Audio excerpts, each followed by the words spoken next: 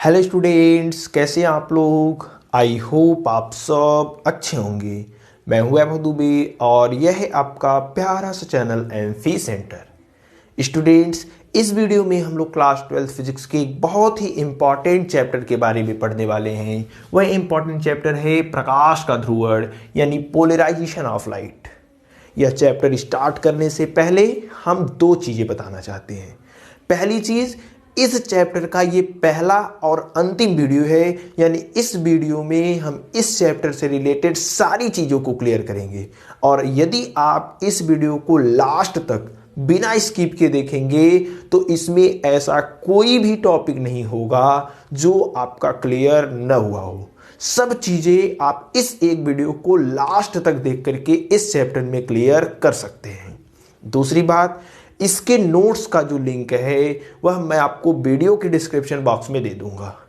वहां पर जाकर के आप आसानी से नोट्स बना लीजिएगा और चीज़ों को सिस्टमैटिक तरीके से लिख लीजिएगा। एग्जाम में जैसे नोट्स में लिखा है एकदम वैसे ही आपको उतार देना है अच्छे नंबर पाने के लिए। चलिए अब यहाँ पे हम लोग इस चैप्टर को स्टार्ट करते हैं और अच्छे से सभी टॉपिक्स को क्लियर करते हैं। जितने भी डाउट्स होंगे सब आपके क्लियर हो जाएंगे।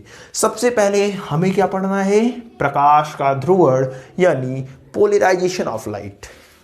देखिए, जब शुरुआत हुआ शुरू में एकदम प्रारंभ में बहुत सारे वैज्ञानिकों के द्वारा बहुत सारी चीजें बताई गई।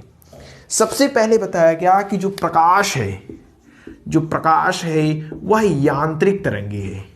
प्रकाश क्या है, यांत्रिक तरंगे है, यानी इनको चलने के लिए माध्यम की आवश्यकता होगी। ठीक है ना। न्यूटन साहब ने बहुत सारी चीजें बताई, वो हाइगन्स थ्योरी में हम लोगों ने सोचा देखा था। फिर हाइगन्स साहब ने बताया कि जो प्रकाश होता है वह तरंगाग्र के रूप में चलता है, वेव फ्रंट। प्रकाश कैसे चलता है, वेव फ्रंट के रूप में, तरंगाग्र के रूप में चलता है। बाद में जैसे जैसे समय बीतता गया चीजें क्लियर होती चली गई, ये सब थ्योरी फेल पाई गई।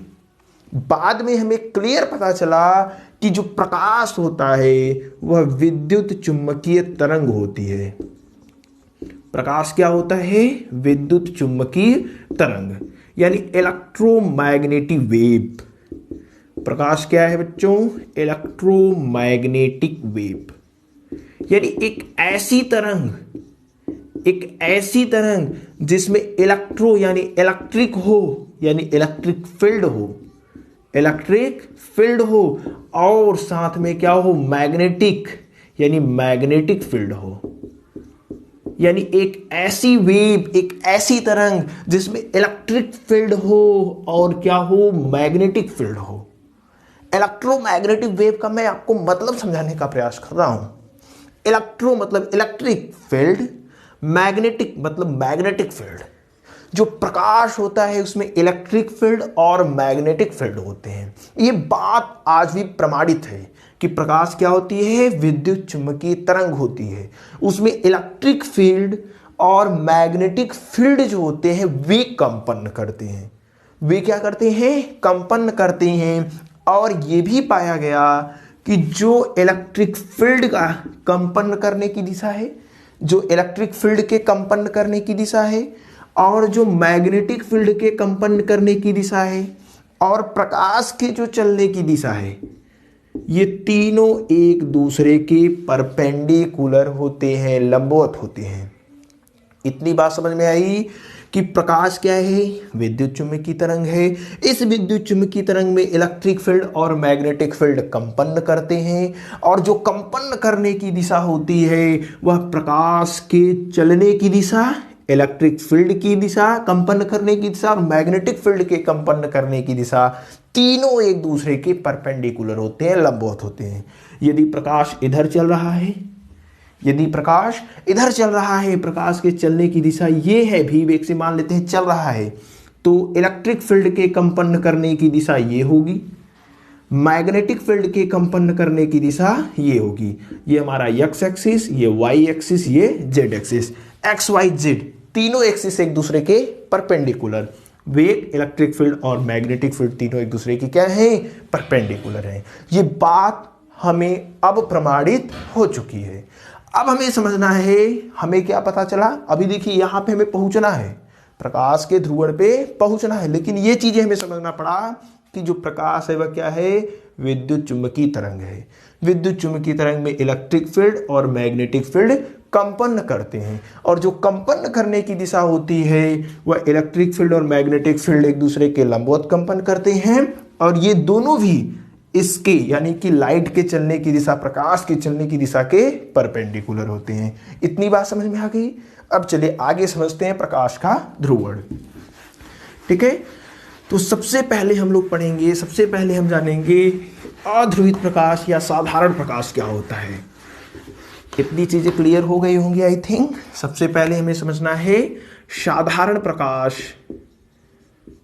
साधारण प्रकाश या अध्रुवित प्रकाश। बहुत आसान है ये पूरा चैप्टर, अध्रुवित प्रकाश।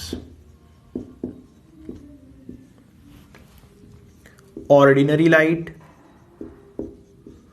ऑर्डिनरी लाइट और अनपोलराइज्ड लाइट। ऑर्डिनरी लाइट या अनपोलराइज्ड लाइट क्या होता है, चलिए समझ लेते हैं। बहुत ही एकदम आसान तरीके से समझेंगे। सपोज करते हैं कि जो मैग्नेटिक प्रकाश कुछ इस दिशा में चल रहा है, ये क्या है, प्रकाश के संचरण की दिशा है, प्रकाश के चलने की दिशा है।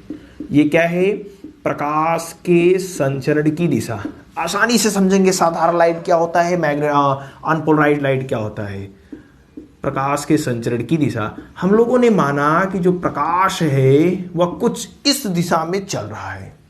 ठीक है, तो प्रकाश के संचरण की दिशा में आप एक प्लेन रख दीजिए, तल रख दीजिए। प्रकाश ऐसे गति कर रहा है, ऐसे गति कर रहा है, ऐसे गति कर रहा है, हमने एक परपेंडिकुलर प्लेन ला करके रख दिया।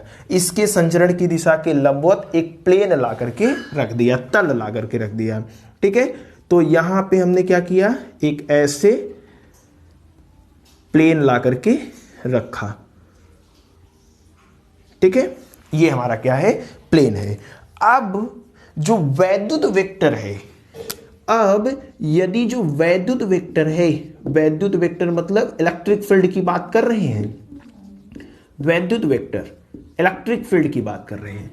अगर इलेक्ट्रिक फील्ड वैद्युत वेक्टर के कंपन करने की जो दिशा है वह सभी ओर एक समान है, यानी कि जो वैद्युत वेक्टर है वह सभी ओर इसी प्रकार से कंपन कर रहा है। ठीक है, कुछ इस प्रकार से कंपन कर रहा है सभी दिशाओं में, लेकिन कंडीशन है कि ये प्रकाश के संचरण के परपेंडिकुलर होना चाहिए।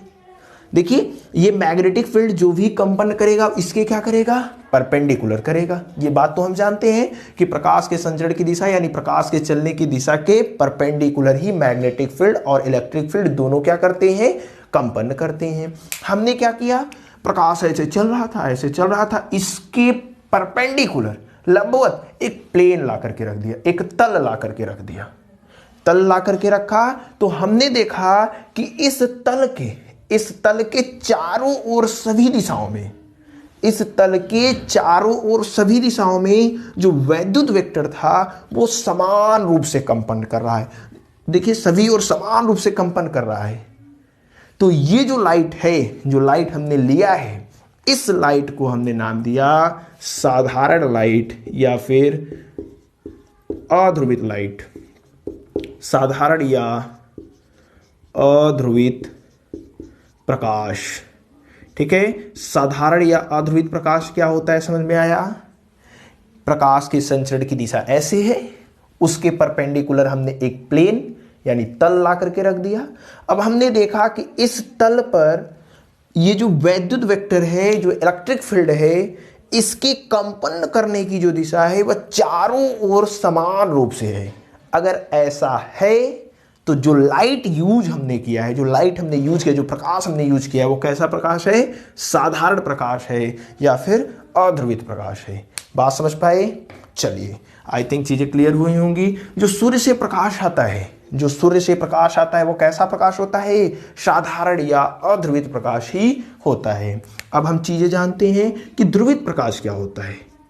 ध्रुवित प्रकाश ये आपका पहला था। अब हम जानते हैं ध्रुवित प्रकाश। देखिए ध्रुवित प्रकाश को ही समतल ध्रुवित प्रकाश कहते हैं, समतल ध्रुवित प्रकाश कहते हैं, ध्रुवित प्रकाश कहते हैं। पहले समझ लेते हैं ये होता क्या है, फिर आगे की कहानी देखेंगे। क्रमवार तरीके से सब कुछ हम देखने वाले हैं, ठीक है। ये हमारा क्या है, polarised light, polarised light. Or समतल ध्रुवित प्रकाश या plane polarised light, plane polarised light. बहुत आसानी तरीके से समझ लेंगे बच्चों, कोई दिक्कत नहीं होगी। देखिए समतल ध्रुवित प्रकाश को पीपीएल भी कहा जाता है, प्लेन पोलराइज्ड लाइट, यानी पीपीएल, ठीक है। इसको पीपीएल भी कहा जाता है, प्लेन पोलराइज्ड लाइट। क्या होता है वो समझिए, बहुत आसानी से हम आपको समझा देते हैं, ठीक है। प्लेन पोलराइज्ड लाइट होता क्या है, पीपीएल होता क्या है, पीपीएल। देखिए क्या होता है, मान लेते हैं ये हमारा प्रकाश संचरण की क्या है, दिशा है, ठीक है। यानी प्रकाश इसी दिशा में चल रहा है, प्रकाश संचरण की दिशा, ठीक है। अब इस प्रकाश के संचरण की दिशा में हमने क्या किया है, एक प्लेन ला करके रख दिया है। और प्लेन कैसे रखे हैं, परपेंडिकुलर, ठीक है ना। प्लेन कैसे रखे हैं, परपेंडिकुलर, यानी प्रकाश ऐसे जा रहा है, ऐसे जा रहा है, हमने ऐसे लंबवत ला करके प्लेन रखा। अगर अब वैद्युत वेक्टर, कौन, वैद्युत वेक्टर E, यदि इस पृष्ठ के लंबवत केवल और केवल एक दिशा में गति कर रहा है, केवल और केवल एक दिशा में, इसके पहले सभी दिशाओं में समान रूप से कंपन कर रहा था, लेकिन यहां पे जो E है, जो वैद्युत वेक्टर है, वह केवल और केवल एक ही दिशा में कंपन कर रहा है। किसके, इस प्रकाश के संचरण की दिशा के लंबवत। हमेशा जो कंपन होगा वह प्रकाश के संचरण की दिशा के लंबवत ही होगा, हमने पहले ही देख लिया है। E जब भी कंपन करेगा इसके परपेंडिकुलर, ठीक है। तो अगर ये कंपन, इलेक्ट्रिक फील्ड का ये कंपन केवल और केवल एक डायरेक्शन में हो, एक दिशा में हो, तो उसको कहा जाएगा ध्रुवित प्रकाश या फिर समतल ध्रुवित प्रकाश। यदि सभी दिशाओं में समान रूप से हो, यदि सभी दिशाओं में समान रूप से वैद्युत वेक्टर इलेक्ट्रिक फील्ड कंपन कर रहा हो, तो उसको कहेंगे साधारण प्रकाश या अध्रुवित प्रकाश। लेकिन केवल एक दिशा में अगर कंपन कर रहा हो तो उसको क्या बोला जाएगा, ध्रुवित प्रकाश या समतल ध्रुवित प्रकाश। चीजें क्लियर हुई, कहीं से भी कोई दिक्कत हो तो आप कमेंट करिए। देखिए साधारण प्रकाश या अध्रुवित प्रकाश क्या होता है, समझ गए। प्रकाश ऐसे जा रही थी, इसके परपेंडिकुलर एक प्लेन रखा, प्लेन में हमने देखा कि जो इलेक्ट्रिक फील्ड है वो कंपन करने की दिशा है वो सभी ओर एक समान है, सभी एक ओर समान है, तो क्या है, साधारण प्रकाश। यदि वही इलेक्ट्रिक फील्ड केवल और केवल एक दिशा में गति कर रहा है, केवल और केवल एक दिशा में गति कर रहा है, तो क्या होगा, ध्रुवित। गति नहीं कर रहा है, कंपन कर रहा है, सॉरी कंपन कर रहा है, ठीक है, तो क्या होगा, ध्रुवित प्रकाश। अब एक चीज क्लियर हमारे सामने आई कि चलिए मान लिया ये समतल ध्रुवित प्रकाश है केवल एक दिशा में, इसको प्राप्त कैसे करेंगे, इस समतल ध्रुवित प्रकाश को प्राप्त कैसे करेंगे। तो इसको प्राप्त करने से पहले आपको पढ़ना पड़ेगा पोलराइड के बारे में। इसको पढ़ने के पहले मतलब कैसे ये प्राप्त होगा, इसके लिए आपको क्या पढ़ना पड़ेगा, पोलराइड। पोलराइड क्या होता है, पोलराइड क्या होता है, पोलराइड एक ऐसी युक्ति है जिसके द्वारा प्लेन पोलराइज्ड लाइट यानी समतल ध्रुवित प्रकाश को प्राप्त किया जाता है। अब हम समझ रहे हैं कि समतल ध्रुवित प्रकाश को कैसे प्राप्त करना है। अभी हमने समझा कि समतल ध्रुवित प्रकाश होता क्या है, अब हमें समझना है कि ये कैसे हमें मिलेगा, ठीक है ना। अब संपूर्ण कहानी इसी पर चलेगी। ये वाला प्रकाश तो हमें मिल जाता है बहुत आसानी से, सूर्य प्रकाश आ रहा है, यहाँ साधारण प्रकाश है, अध्रुवित प्रकाश है, लेकिन ये वाला प्रकाश कैसे मिलेगा। तो इस प्रकाश को प्राप्त करने के लिए एक युक्ति बनाई गई, जिस युक्ति का नाम दिया गया पोलराइड। पोलराइड क्या है, पोलराइड एक ऐसी युक्ति है जिसके द्वारा समतल ध्रुवित प्रकाश को प्राप्त किया जाता है। चलिए समझते हैं। देखिए एकदम नॉर्मल भाषा में, एकदम आसान भाषा में समझने के लिए पोलराइड को पढ़ रहे हैं, ठीक है ना। देखिए कोई एक ऐसा पृष्ठ होता है, आप पृष्ठ ही समझिए इसको, हालांकि रहता है एक झिल्ली, ठीक है। इस पृष्ठ को देखिए जरूरी नहीं गोलाकार हो, कोई भी आकार बना सकते हैं। आप चाहे तो ऐसे चौकोर बना सकते हैं, कोई दिक्कत नहीं है। इसमें कुछ इस प्रकार के संचरण अक्ष बने होते हैं, पास एक्सिस बने होते हैं। ये हमारे क्या है, संचरण अक्ष। चीजों को समझिएगा, संचरण अक्ष जिसको इंग्लिश में कहा जाता है पास एक्सिस। पास एक्सिस यानी कि जो प्रकाश है वह केवल और केवल इसी वाले भाग से पास हो सकता है, बाकी किसी भाग से पास नहीं हो सकता। कोई भी प्रकाश आएगा वह केवल और केवल इसी वाले भाग से पास होगा। ये देखिए खाने खाने ऐसे बने हुए हैं, ऐसा समझिए कि ये कुछ इस प्रकार का होता है। जो भी प्रकाश आएगा, जो भी प्रकाश आएगा, जो भी प्रकाश आएगा वह केवल और केवल इसमें से आएगा। इधर वाले प्रकाश, इधर वाले प्रकाश, इस पे वाले प्रकाश, इस पे वाले प्रकाश, ये पूरा का पूरा अवशोषित कर लेगा, कहीं जाने नहीं देगा। तो ये जो युक्ति बनाई गई, इस युक्त का नाम था पोलेराइड। बात समझिएगा, पोलेराइड क्या होता है, एक ऐसी युक्ति होती है जिसके द्वारा हम लोग प्लेन पोलराइड लाइट यानी समतल ध्रुवित प्रकाश को प्राप्त करते हैं। देखिए कुछ ऐसा होता है, समझने के लिए हमने यहाँ गोलाकार बनाया है। कुछ ऐसा है यानी कोई प्रकाश आ रहा है, कोई प्रकाश आ रहा है, चारों डांस करते हुए आ रहे हैं, ठीक है। तो जो पोलराइड से प्रकाश गुजरेगा वह केवल और केवल ऐसे इसमें से गुजरेगा, इसमें से गुजरेगा, इसमें से गुजरेगा। इधर इस पे जो भी प्रकाश पड़ेगा वे सब के सब अवशोषित हो जाएंगे, इस पे जो प्रकाश पड़ेगा वे सब के सब अवशोषित कर लेंगे। यानी कि ये पोलराइज्ड केवल उसी प्रकाश को बाहर जाने देगा जो इसके संचरण अक्ष के समांतर है। यानी इसमें से जो प्रकाश गुजरेगा, इसमें से जो प्रकाश गुजरेगा, इसमें से जो प्रकाश गुजरेगा, इसमें से जो प्रकाश गुजरेगा, केवल वही बाहर जा पाएगा, बाकी सबको यह क्या करेगा, अवशोषित कर लेगा। बात समझ में आई पोलराइड क्या होती है? एकदम आसान था, कहीं से भी कोई दिक्कत नहीं होगी। अब हमें प्राप्त करना है कि समतल ध्रुवित प्रकाश को कैसे प्राप्त किया जाएगा। चलिए देखते हैं। सपोज करते हैं, देखिए बहुत सारे तरीके हैं। अभी पहला तरीका हम लोग पढ़ रहे हैं, समतल ध्रुवित प्रकाश को प्राप्त करना। समतल ध्रुवित प्रकाश को प्राप्त करना। चलिए समतल ध्रुवित प्रकाश को प्राप्त कर रहे हैं, पीपीएल लाइट को हम लोग क्या कर रहे हैं, प्राप्त कर रहे हैं। चलिए टू ऑब्टेन लिख देते इंग्लिश, टू ऑब्टेन पीपीएल यानी समतल ध्रुवित प्रकाश को हमें क्या करना है, प्राप्त करना है। सपोज करते हैं ये क्या है, प्रकाश के संचरण की दिशा, यानी प्रकाश इस दिशा में चल रहा है। प्रकाश के संचरण की दिशा बहुत आसान है बच्चों, ये पूरा का पूरा चैप्टर, बस चीजें क्लियर होती जाएंगी, कहीं से भी कोई दिक्कत नहीं होगी। और यहां पे हमने लिया है, सपोज करते हैं ये क्या है, हमारा कोई प्लेन है, ठीक है ना। अब देखिए प्लेन, यहां पे कैसी लाइट है, यहां पे कैसी लाइट है, यहां पे ऑर्डिनरी लाइट है, ऑर्डिनरी लाइट है, यानी कि सभी दिशाओं में समान रूप से क्या हो रहा है, कंपन हो रहा है। ये कैसी लाइट है, अध्रुवित प्रकाश है, सामान्य प्रकाश है, अध्रुवित प्रकाश है। अध्रुवित प्रकाश देखिए कुछ इसी प्रकार का बना है, क्या अध्रुवित प्रकाश कुछ इसी प्रकार का बना है ना, यानी सभी दिशाओं में समान रूप से प्रकाश जो कंपन होगा इलेक्ट्रिक फील्ड का समान रूप से होगा। इसके सामने हमने क्या किया, इसके सामने हमने क्या किया, कुछ ऐसा, ठीक है, पोलेराइड रख दिया। पोलेराइड, ये क्या है, पोलेराइड को देखिए एक और नाम से जानते हैं, ध्रुवक। पोलेराइड को एक और नाम से जाना जाता है, किससे, ध्रुवक। ये क्या है, हमारा ध्रुवक है, पोलेराइड है।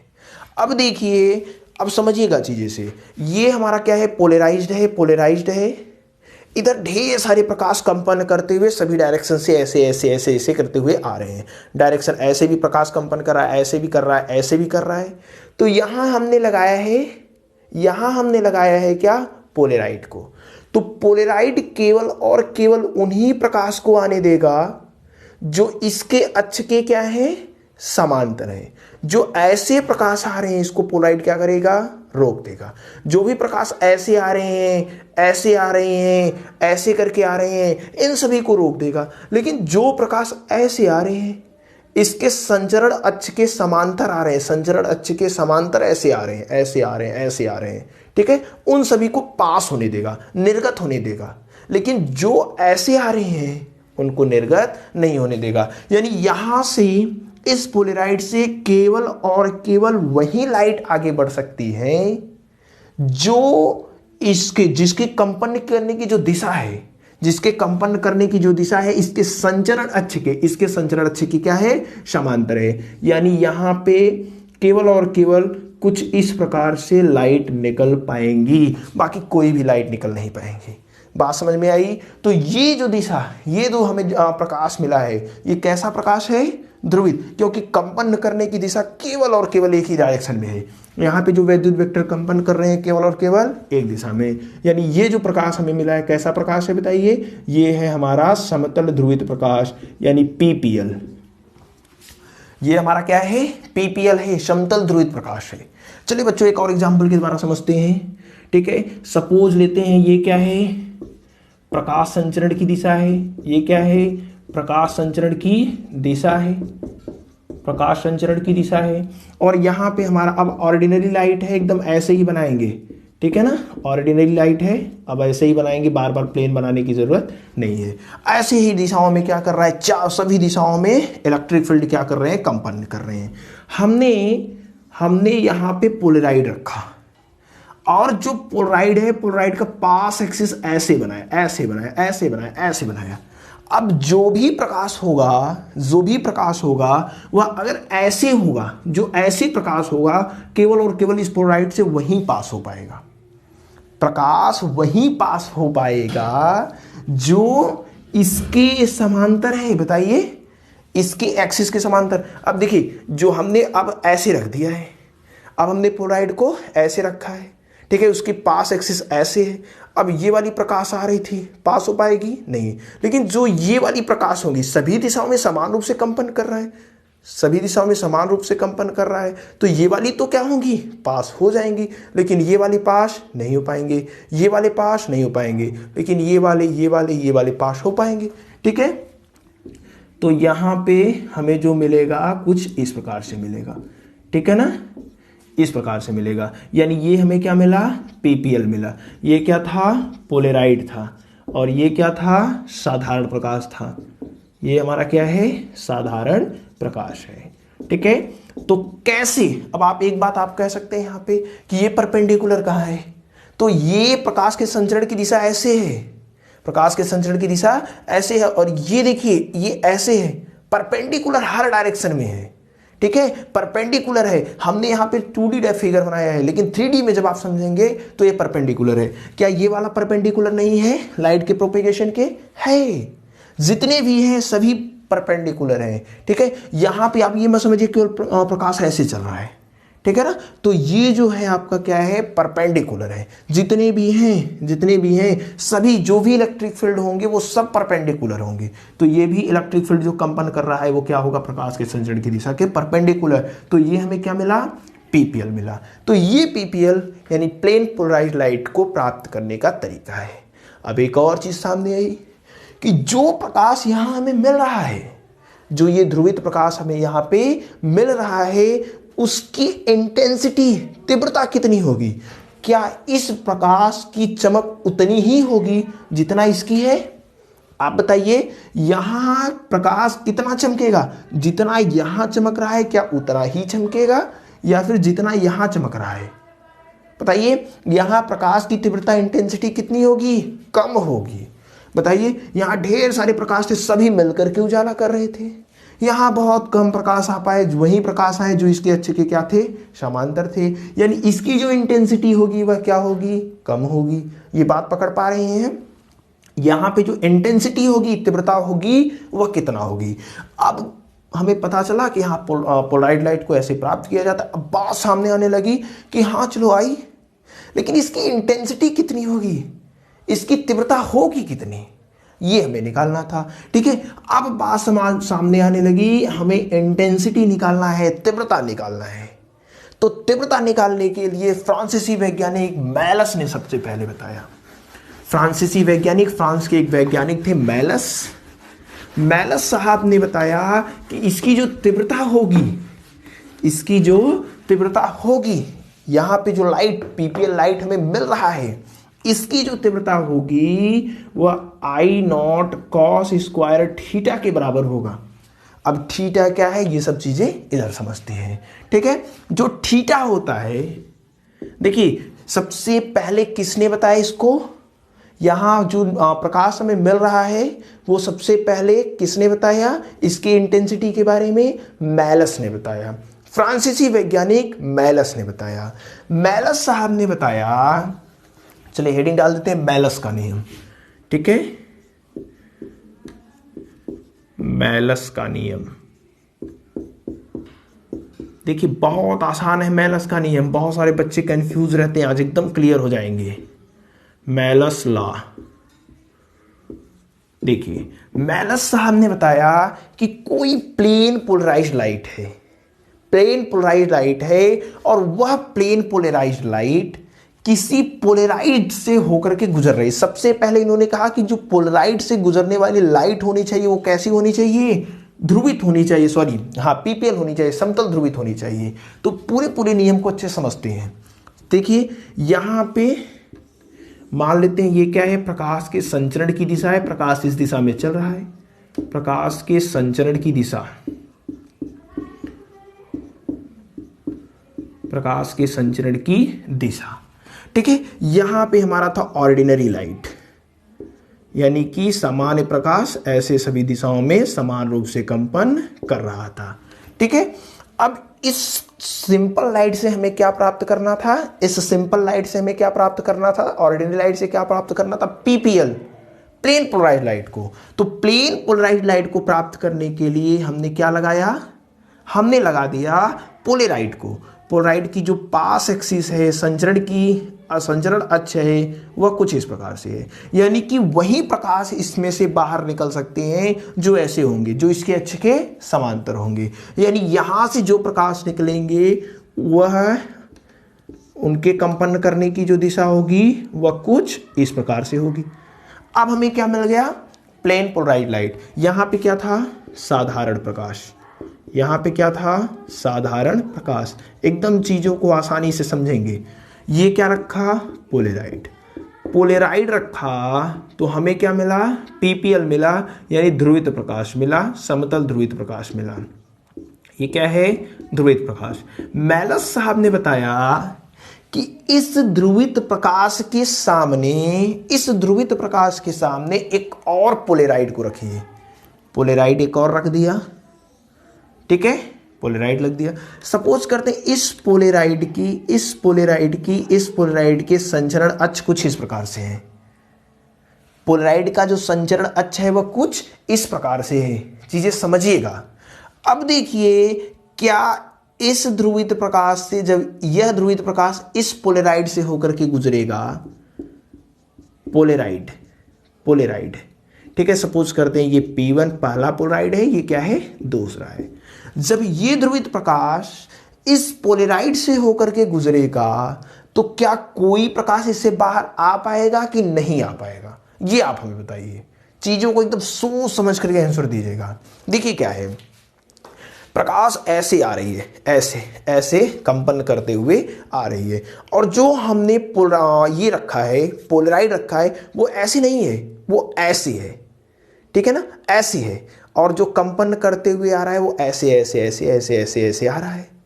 चीजें समझिएगा। ये पोलराइड ऐसे रखा है हमने, ठीक है, शायद से आपको दिख रहा न रहा हो, पोलराइड ऐसे रखा है, ठीक है, और कंपन करते हुए ऐसे आ रहा है, ठीक है। कंपन एकदम ऐसे सीधे कर रहा है और पोलराइड के संचरण अक्ष की जो दिशा है वो ऐसे है। अब समझिएगा, ऐसे आया, यानी कि जो संचरण अक्ष है और जो ये कंपन करने की दिशा है उनके बीच कुछ कोण बन रहा है। अरे यहां पे ऐसे संचरण करते हुए करते आएगा, हाँ आया। अब देखिए इनके बीच कुछ कोण बना, यही कोण बन रहा है ना। देखिए ये संचरण अक्ष था, ये क्या था? संचरण अक्ष था। संचरण अक्ष, एकदम बहुत अच्छी चीजों को समझेंगे बहुत आसानी से। ये संचरण अक्ष था, हाँ संचरण अक्ष था। ये क्या हमारा है? पीपीएल लाइट है, ठीक है, प्लेन पोलराइड लाइट है। तो क्या यह लाइट इस संचरण अक्ष से कुछ भी भाग बाहर निकल पाएगा? ये चीजें आप समझिए। इसी चीज का हम लोग जूम फिगर बनाते हैं। इधर ये जो फिगर है, इसी फिगर का हम लोग जूम फिगर बनाते हैं, ठीक है। इसको हम लोग ऐसे जूम कर लिया, ठीक है, अच्छा सा गोला बनाते हैं। चलिए बहुत ही आसान तरीके से समझेंगे, ठीक है। मेलस लॉ क्या निकल पाएगा, देखिए इसके संचरण की दिशा है ऐसे, बहुत ही आसान है। बहुत सारे बच्चे कंफ्यूज रहते हैं, आज एकदम क्लियर हो जाएगा उनका, ठीक है। चलिए अब देखिए यहाँ पे जो संचरण हो रहा है वो कुछ इस प्रकार से हो रहा है। ये क्या है, पीपीएल लाइट है, प्लेन पोलराइड लाइट है, और ये जो हमने बनाया है, ये जो लाइनें बनाई है, ये संचरण अक्ष है। यानी अगर इसी अक्ष के अनुदिश रहेगा तभी प्रकाश गुजर पाएगा, नहीं तो नहीं गुजर पाएगा। संचरण अक्ष है। देखिए क्या ये पूरा प्रकाश इससे गुजर सकता है, नहीं गुजर सकता। क्यों, क्योंकि यह इससे थीटा कोण पर स्थित है। किस कोण पर स्थित है, थीटा। देखिए अगर ये पूरा का पूरा प्रकाश ऐसे आता, ऐसे ऐसे आता, ऐसे आता, ऐसे आता, तो इससे गुजर जाता, लेकिन ये ऐसे सीधे आ रहा है तो कहां से गुजर पाएगा। लेकिन क्या कुछ भी नहीं गुजर पाएगा, उसी चीज को समझ रहे हैं।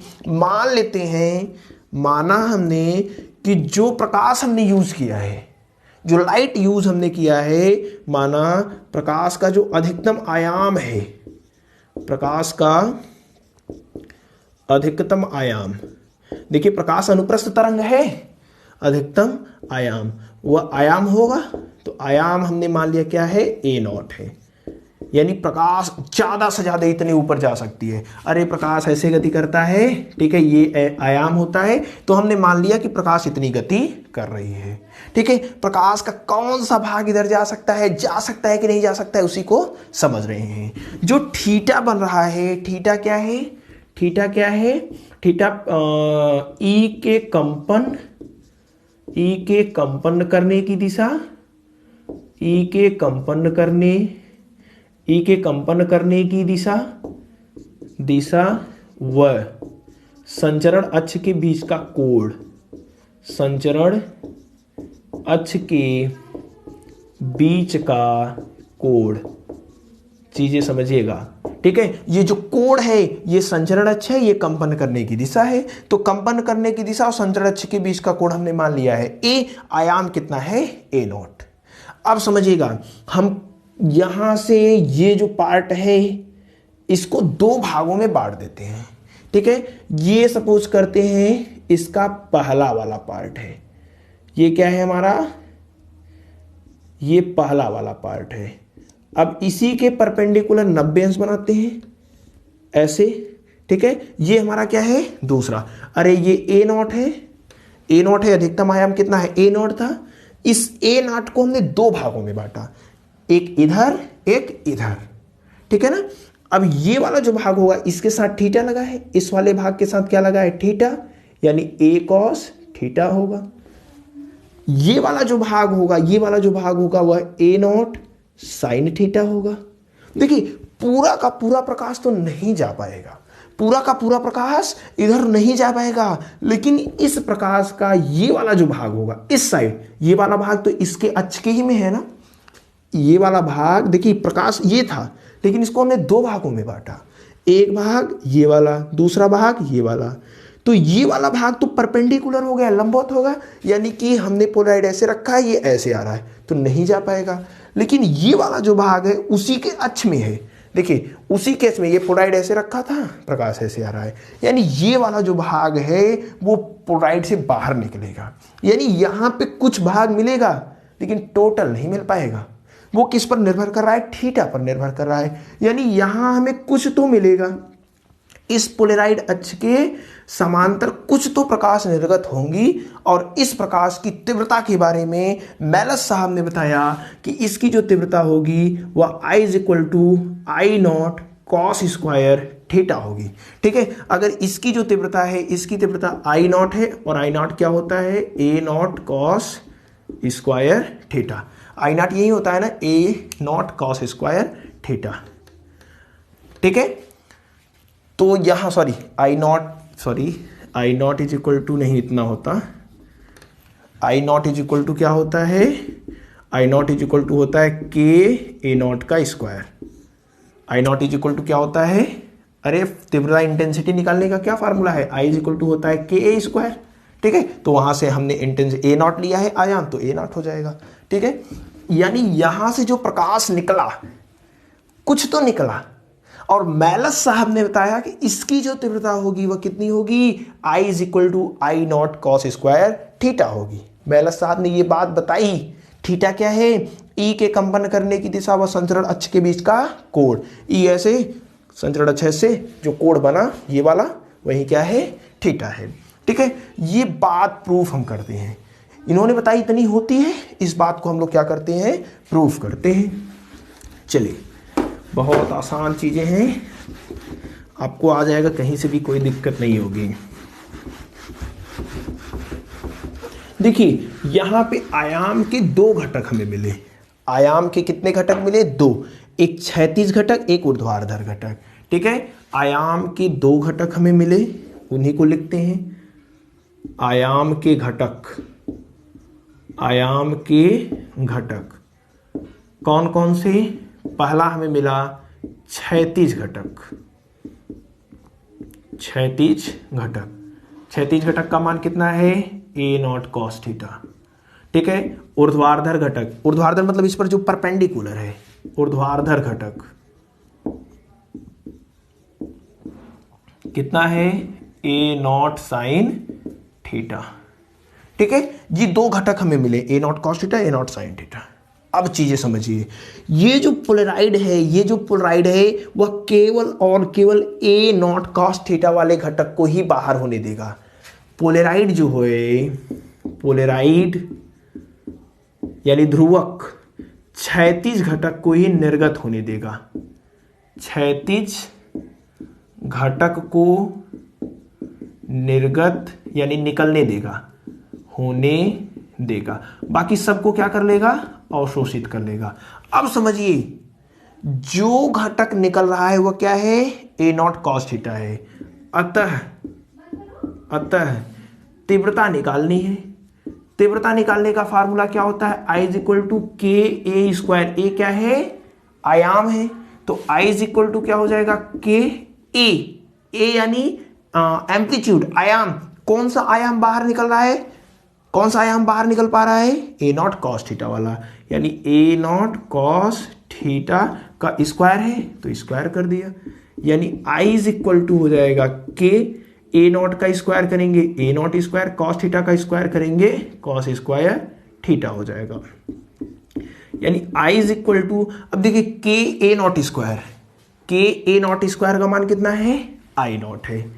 के ए नॉट का स्क्वायर का मान कितना है, आई नॉट, यानी आई नॉट कॉस स्क्वायर थीटा। यही इंटेंसिटी मैलस साहब ने भी बताई। यही इंटेंसिटी किसने बताई, मैलस साहब ने बताई। मैलस साहब ने बताया कि हाँ, यहां पे जो प्रकाश निकलेगा उसकी जो तीव्रता होगी वह I is equal to I naught cos square theta होगी। हमने प्रूफ भी किया, हमने कहा कि इससे वही प्रकाश बाहर निकल पाएगा जिसका आयाम ए नॉट कॉस थीटा होगा। तो इंटेंसिटी निकालने का फार्मूला हमें पता है, I इज इक्वल टू के स्क्वायर। के ए तो हमें पता है, ए क्या है, आयाम है, उस आयाम को रखेंगे जो बाहर निकल पाएगा, क्योंकि उसी की तो तीव्रता हमें निकालनी है। रख दिया, सॉल्व किया, I is equal to I naught square, sorry square नहीं रहेगा, कि ए नॉट स्क्वायर का मान क्या है, आई नॉट है, तो आई नॉट रख दिया। तो ये इंटेंसिटी है, यानी यहां से जो प्रकाश निकल पाएगी उसकी तीव्रता कितनी होगी, I is equal to I naught cos square theta. कुछ नोट पॉइंट को समझते हैं, अगर ये चीजें समझ गए तो बहुत आसान होगा, बहुत ही आसान है। पहला नोट पॉइंट, ठीक है, यहां पे नोट करके लिख लेते हैं। अगर थीटा क्या है, थीटा क्या है, 0 डिग्री है या 180 डिग्री है, यानी कि ई के कंपन करने की दिशा और संचरण अक्ष के बीच का कोण अगर 0 है या फिर 180 अंश है, यानी समझिएगा चीजों को, हमेशा ये इंटेंसिटी किस पर लागू होगी, जो प्लेन पोलराइड लाइट निकल रही वो। देखिए सपोज करते हैं ये हमारा प्लेन पोलराइड लाइट है, प्लेन पोलराइड लाइट है, एकदम व्यवहारिक रूप से आप समझ जाएंगे। ठीक है, यहां पे हमने क्या रखा, ध्रुवक रखा, ठीक है, पोलराइड रखा, और पोलराइड के संचरण अक्ष और इसका दोनों समांतर होने चाहिए, यानी जिस दिशा में ये है सेम टू सेम उसी डायरेक्शन में ये भी होगा। समझ रहे नहीं? अरे थीटा इज इक्वल टू 0 यानी दोनों समान डायरेक्शन में होंगे तभी तो कोण 0 होगा। इन्हीं दोनों के बीच का कोण तो थीटा है। हाँ है। अब बताइए यहां से कौन सभी प्रकाश निकल जाएंगे क्या? ये ऐसे कंपन कर रहा है, ऐसे ऐसे ऐसे, यानी कि इसमें से सभी के सभी प्रकाश यहां पहुंच जाएंगे, सभी के सभी प्रकाश बाहर निकल पाएंगे। चलिए चेक कर लेते हैं क्या यह बात सही है। चेक कर लेते हैं क्या यह बात सही है मैलस लॉ से। मैलस ने बताया यहाँ का इंटेंसिटी आई नॉट है। हाँ आई नॉट है, ठीक है। और यहाँ का इंटेंसिटी इन्होंने बताया आई इज इक्वल टू कितना होता है, आई नॉट कॉस स्क्वायर थीटा, यही होता है ना। हमने देखा कि तीन इधर भी, यानी कि जितनी तीव्रता इधर है उतनी ही तीव्रता इधर भी होगी, क्योंकि जितने हैं सब तो उधर चले जा रहे हैं, यानी तीव्रता क्या होगी, समान होगी। तो आई इज इक्वल टू क्या होता है, चेक करते हैं क्या होगी, कॉस स्क्वायर थीटा। थीटा बराबर क्या है, 0 है। तो कॉस स्क्वायर 0 और 0 अंश का मान कितना होता है, यहाँ पे 0 रखेंगे, 0 अंश का मान कितना होता है 1, यानी I is equal to I naught आ गया। यानी आई का भी मान आई नॉट ही होगा, आई का भी मान कितना होगा, आई नॉट ही होगा। तो इधर भी आई नॉट, इधर भी आई नॉट, यानी कि समांतर है, यानी कंपन करने की दिशा और ये जो आपका है संचरण अक्ष की दिशा वो सेम है। तो जितनी इंटेंसिटी इधर उतनी ही इंटेंसिटी इधर होगी। नोट कर लीजिए बच्चों, बहुत आसान है ये, नोट कर लीजिए कितना आसान है। बहुत आसान तरीके से हमने सब कुछ आपको समझाने का प्रयास किया है। नोट कर लीजिए। और एक चीज समझते हैं, एक और चीज समझते हैं, इधर ही समझ लेते हैं, दिख रहा होगा आपको। अगर नोट पॉइंट में सेकेंड करते हैं, अगर 90 डिग्री हो जाए, अगर थीटा का मान कितना हो जाए 90 डिग्री, यानी कि अगर हमारा जो संचरण अक्ष है वो ऐसे और प्रकाश ऐसे गति कर रहा है, तब तो एक भी नहीं क्रॉस कर पाएगा। वही चीज करते हैं तब क्या होगा, ये हमारा क्या है, वे प्रकाश के संचरण की दिशा है। ये हमारा क्या है, प्लेन पोलराइज्ड लाइट है, पीपीएल है, ठीक है। और यहां पे हमने क्या रखा है, संरक्षण अक्ष को रखा है, ठीक, पोलराइड को रखा है, और इसके संचरण अक्ष कुछ इस प्रकार से है। अब बताइए क्या इससे कोई भी प्रकाश इधर गुजर सकता है, ठीक है, ये ऐसे गुजर सकता है, कोई भी नहीं गुजर सकता, ठीक है। क्योंकि ये देखिए प्रकाश नहीं है, ऐसा मत कहिए कि हाँ यहां से तो गुजर जाएगा, ये कंपन है, इलेक्ट्रिक फील्ड का कंपन है, कोई भी कंपन इधर से बाहर नहीं जा पाएगा। इस बात को समझिएगा, ऐसा मत कहिएगा हाँ इधर से तो निकल जाएगा, ये कंपन कर रहा है इलेक्ट्रिक फील्ड, तो कोई भी इलेक्ट्रिक फील्ड इधर से बाहर नहीं निकल पाएगा, कोई भी कंपन बाहर नहीं निकल पाएगा। यानी यहां पे कोई प्रकाश नहीं पहुंचेगा, यानी यहां पे जो इंटेंसिटी होगी वह कितनी होनी चाहिए, 0। यहां की इंटेंसिटी अगर आई नॉट, तो यहां इंटेंसिटी, अब कोई प्रकाश नहीं पहुंचेगा, उजाला कहां से होगा, नहीं होगा ना। तो यही चलिए प्रूफ करते हैं, देख लेते हैं। मैलस लॉ लागू होता ही नहीं। I is equal to I naught cos square theta, theta का मान कितना है 90 डिग्री है, तो कॉस स्क्वायर कितना हो जाएगा 90 अंश, यानी I is equal to cos square 90 अंश का मान कितना होता है 0, यानी आई इज इक्वल टू क्या हो जाएगा 0। हाँ बात ये भी प्रूफ हो गई कि यहाँ पे जो प्रकाश आएगा उसका मान कितना होगा, उसकी तीव्रता कितनी होगी 0। नोट कर लीजिए दो नोट पॉइंट को, इजी है, बहुत आसान है, कहीं से भी कोई भी दिक्कत आपको नहीं होगी, ठीक है। नोट कर लीजिए। अब तीसरा पॉइंट देखते हैं, नोट कर लिए। मैलस लॉ कितना इंपॉर्टेंट है, एग्जाम में भी आ सकता है। अगर कोई अध्रुवित प्रकाश आ जाता है, अभी तक तो हमने प्लेन पोलराइज्ड लाइट के बारे में बात की ना, ध्रुवित प्रकाश के बारे में बात की, लेकिन अगर सपोज करते हैं कोई अनपोलराइज्ड लाइट आ जाता है, यानी ये हमारा है प्रकाश के संचरण करने की दिशा और ये है इलेक्ट्रिक फील्ड के कंपन करने की दिशा, ठीक है। ये इलेक्ट्रिक फील्ड कुछ इस प्रकार से कंपन कर रहे हैं, ठीक है। यहाँ पे हमने निकाला क्या, प्लेन पोलराइज्ड लाइट को, सॉरी पोलराइड को। ये कैसी लाइट है, अध्रुवित प्रकाश है, सामान्य प्रकाश है, अध्रुवित प्रकाश। अब हम पूछ रहे हैं इस कंडीशन में बताइए जो प्रकाश यहाँ पे पास होगी, यहाँ पे जो भी प्रकाश आएगा उसकी इंटेंसिटी बताइए, उसकी इंटेंसिटी कितनी है। अच्छा चलिए चीजों को समझते हैं थोड़ा सा। यहां पे थीटा का मान हर किसी के लिए चेंज होने वाला है। थीटा का जो मान है वह इसके लिए, इस वाले के लिए 0 है। अरे इस वाले के लिए, इस वाले के एक्सिस में है, हाँ 0। इस वाले के लिए दूसरा, इस वाले के लिए दूसरा, इस वाले के लिए दूसरा, यानी प्रत्येक कंपन के लिए जो थीटा का मान होने वाला है वह चेंज होने वाला है। यहां पे जो भी प्रकाश आएगा उसकी इंटेंसिटी हमें निकालनी है, कितनी होगी। यानी यहां पे थीटा का मान पूरी तरह से चेंज हो रहा है। यहां जो थीटा होगा वह 0 से 2 पाई के बीच में बदल रहा है। बताइए पूरा का पूरा एंगल चेंज होगा ना।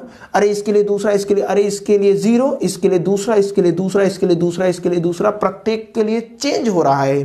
ठीक है, तो यानी कि जो थीटा है वह 0 से 2 पाई के बीच बदल रहा है। अब बदल रहा है तब क्या होगा, देखिए फार्मूला है निकालने का I = I0 cos square theta. अब थीटा तो बदल रहा है, अब कैसे निकाले, यानी यहां पे जो cos स्क्वायर थीटा का जो मान है वह एवरेज वैल्यू रखना पड़ेगा, औसत। अरे थीटा बदल रहा है, कौन सा मान रखे समझ में नहीं आ रहा है। तो ऐसे कंडीशंस के लिए औसत मान रखा जाता है, और cos स्क्वायर थीटा का जो औसत मान होता है 0 से 2 पाई के बीच में वह होता है 1/2। मैथ वाले बच्चे जानते होंगे, अरे आप भी निकाल सकते हैं। एवरेज निकालने का क्या तरीका होता है, एवरेज निकालने का तरीका है cos square theta D theta बटे डी थीटा। कहां से, 0 से 2 पाई, 0 से 2 पाई। सॉल्व कर दीजिए, 1/2 ना आए तो बोलिएगा। एकदम आसान है, मैथ के बच्चे तो आसानी से इसको सॉल्व कर लेंगे। ये एवरेज निकालने का तरीका है, cos स्क्वायर थीटा एवरेज निकालने का तरीका। अरे कोई भी क्वांटिटी अगर समय पे निर्भर करती है तो cos square theta D theta बटे इतना होता है। अगर टाइम पे निर्भर करती है तो t लिखते हैं, थीटा पर निर्भर करे तो डी थीटा लिखेंगे। ये एवरेज निकालने का तरीका है। रफ कर दे, नोट कर लीजिए, इंपॉर्टेंट है। इसको हमने प्रत्यावर्ती धारा में बहुत अच्छे से समझाया था कैसे निकाला जाता है एवरेज। ठीक है, तो cos स्क्वायर थीटा का मान कितना आएगा 0 से 2 पाई के बीच में 1/2।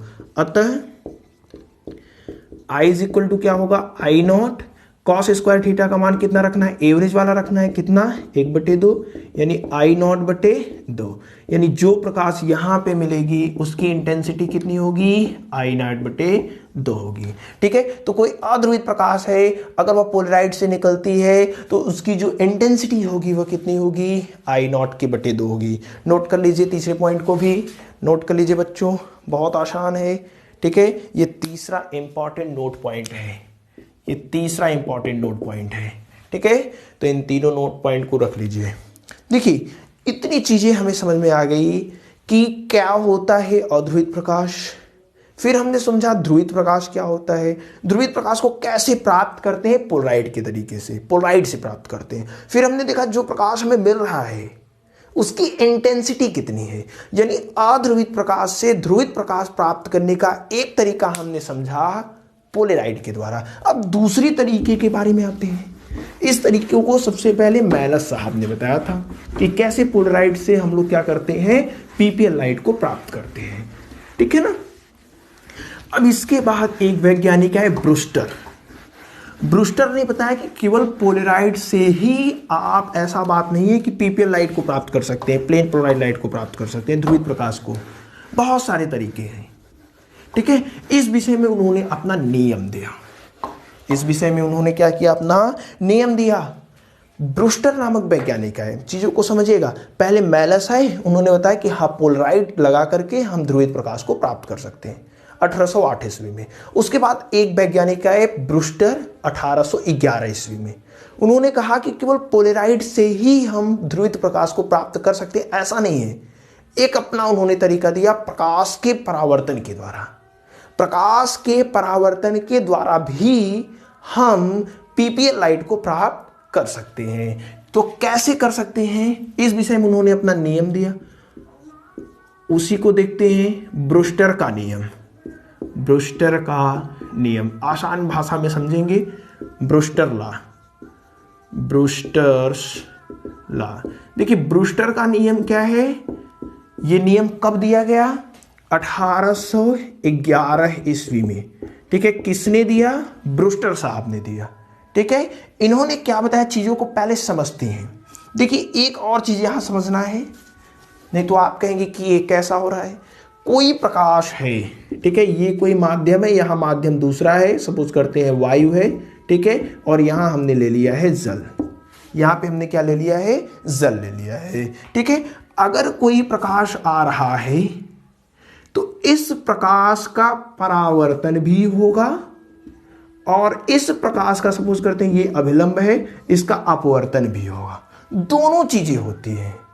कैसे होती हैं ये तो मान नहीं सकते हैं। आप कहेंगे ये कैसे हो सकता है, मान नहीं सकते। तो इसके लिए हम आपको एक एग्जांपल देते हैं।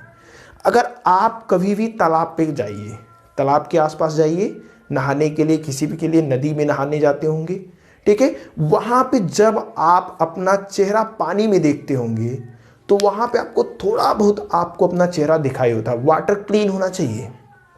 वाटर कैसा होना चाहिए? क्लीन। तो वहां पे आपको अपना चेहरा दिखाई देगा। अब देखिए चेहरा आपको दिखाई दे रहा है हल्का हल्का, चेहरा आपको हल्का हल्का दिखाई दे रहा है, यानी प्रकाश परावर्तित होकर के आपके आंखों में जा रही है, तभी तो आपको अपना चेहरा दिख रहा है, यानी प्रकाश परावर्तित हो रही है। ठीक है, एक माध्यम वायु से प्रकाश जल में आया, वहां पे आपने देखा कि हमारा चेहरा दिख रहा है, अर्थात प्रकाश क्या हुई? परावर्तित हुई। परावर्तित होकर आपकी आंखों पर आई, तभी आपको अपना चेहरा दिखा।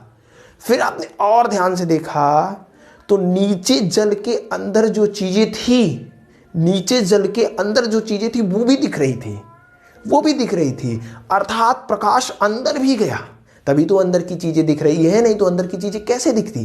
यानी हाँ, प्रकाश पहले हमारी आंखों में परावर्तित हुई, केवल परावर्तित ही नहीं हुई, प्रकाश अंदर भी गई, अपवर्तित हुई, तभी तो अपवर्तन वाली चीजें हमें दिख रही है, नीचे वाली चीजें दिख रही है। प्रकाश नहीं जाता तो कहां से दिखता? तो हाँ, प्रकाश अभी एक माध्यम से दूसरे माध्यम में जाता है तो उसका अपवर्तन भी होता है, परावर्तन भी होता है। ये चीज शायद से आपको क्लियर हो गया होगा, कहीं से भी कोई दिक्कत नहीं होगी। ठीक है, तो ब्रूस्टर साहब ने 1811 ईस्वी में बताया कि ये कोई प्रकाश है। ठीक है, ये माध्यम कोई दूसरा है, वायु है, और सपोज करते हैं नीचे कांच ले लेते हैं, जल भी ले सकते हैं, कोई दिक्कत नहीं है। ठीक है, हमने क्या किया, ये हमारा अभिलंब था। ठीक है, एक प्रकाश लेकर के आए इन्होंने। ठीक है, ये क्या किए, एक प्रकाश ऐसे लेकर के आए। प्रकाश कैसा था? प्रकाश कैसा था? प्रकाश इस प्रकार से था, यानी कि अध्रुवित प्रकाश था। प्रकाश कैसा था? अध्रुवित प्रकाश था। ठीक है, अध्रुवित प्रकाश हमेशा प्लेन पर बनाया जाता है। ठीक है, तो यहाँ पे हमने ऐसे ही बना दिया है समझने के लिए। ये हमारा क्या है? अध्रुवित प्रकाश है, और अध्रुवित प्रकाश ला करके ऐसे हमने गिराया, एक माध्यम से दूसरे माध्यम में पहुंचा रहे हैं। अब समझिएगा, इस प्रकाश का, जो ये प्रकाश आ रही है, इस प्रकाश का क्या होगा? परावर्तन भी होगा। परावर्तन भी होगा, हाँ होगा। इस प्रकाश का अपवर्तन भी होगा, हाँ होगा। यानी कुछ प्रकाश इधर गई, कुछ प्रकाश इधर गई, कुछ प्रकाश इधर गई, कुछ प्रकाश इधर गई, दोनों प्रकाश हुआ, अपवर्तन भी हुआ, परावर्तन भी हुआ। ब्रूस्टर ने बताया, देखिए ब्रूस्टर ने क्या बताया है कि ध्रुवित प्रकाश कैसे उत्पन्न किया जाएगा, यही चीज हमें बताया है। ठीक है ना, तो ये प्रकाश कुछ इस प्रकार से गया, ये परावर्तन, ये अपवर्तन।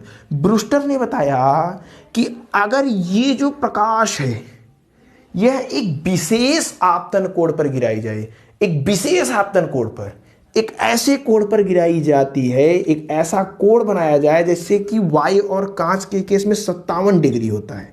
वायु और कांच के केस में कितना होता है? 57 डिग्री। अगर पहला माध्यम वायु है, दूसरा माध्यम कांच है, तो ये जो प्रकाश गिराई जाएगी वो 57 डिग्री पर गिराई जाएगी, 57 डिग्री पे।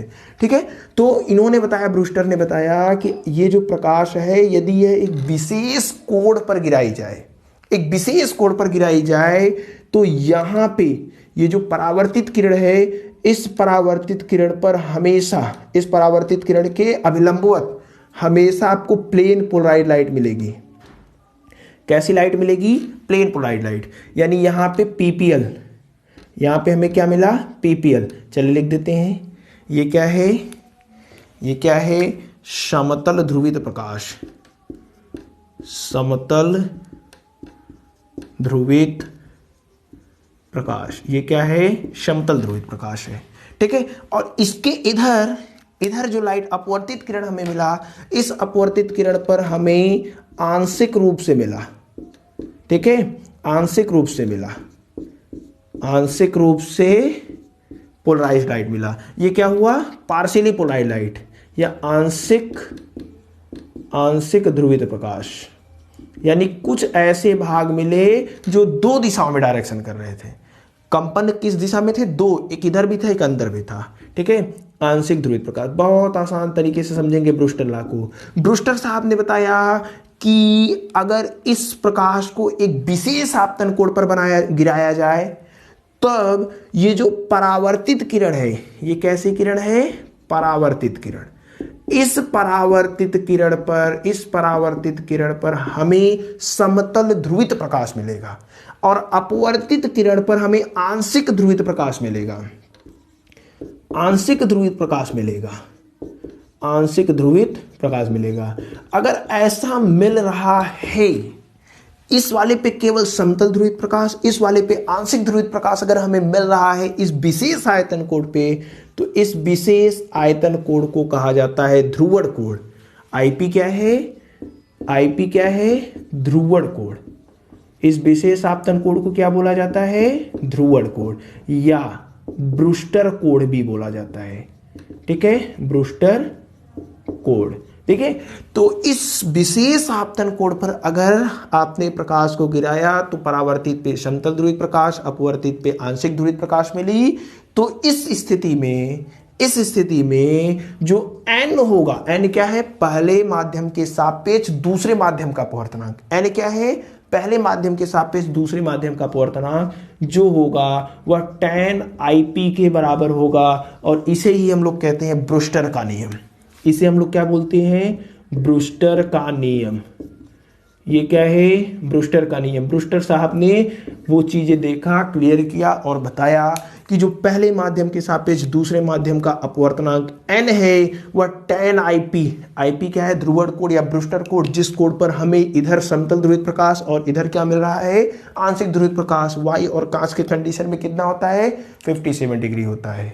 ठीक है, अब चलिए चीजों को देखते हैं। इसे ही n = tan IP, ये प्रूफ है, ठीक है, ये नियम है, इसमें चीजों को प्रूफ नहीं किया जाएगा, ये ऑलरेडी प्रूफ है। चलिए हमें क्या मिला?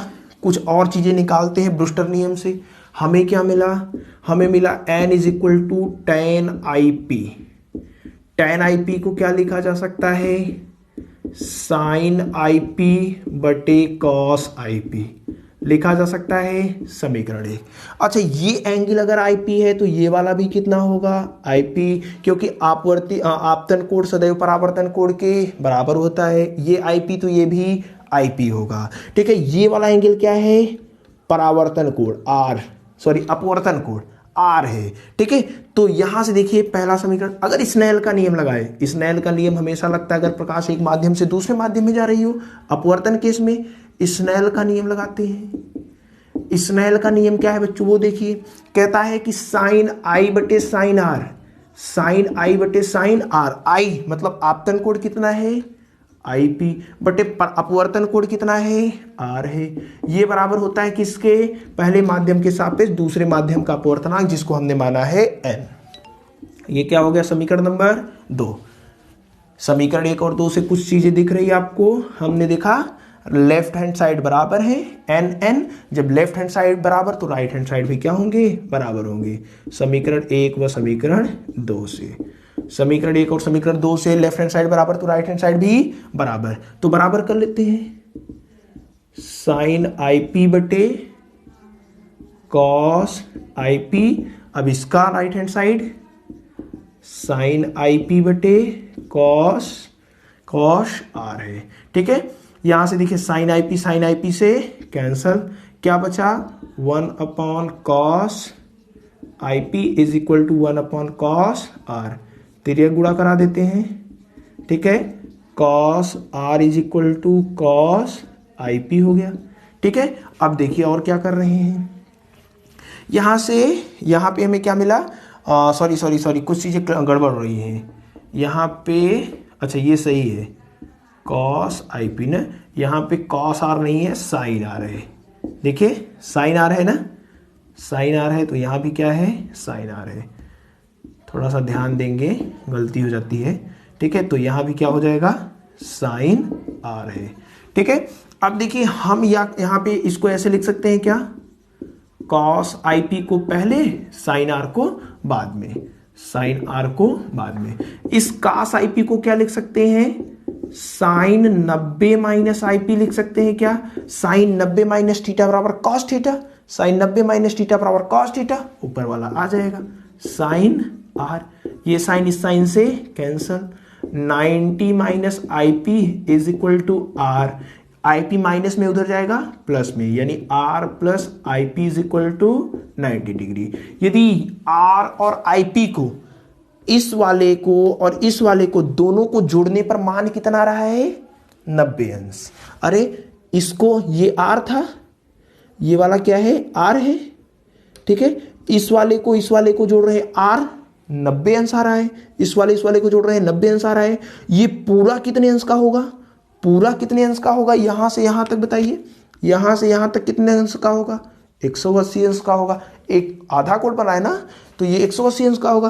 तो इतना, ये वाला 90 अंश, तो ये भी कितना होगा, 90 होगा। यानी ये परावर्तित किरण, ये अपवर्तित किरण, परावर्तित और अपवर्तित किरण के बीच कितना कोण बन रहा है, 90 अंश। अर्थात इस चीज को लिखते हैं, अर्थात परावर्तित किरण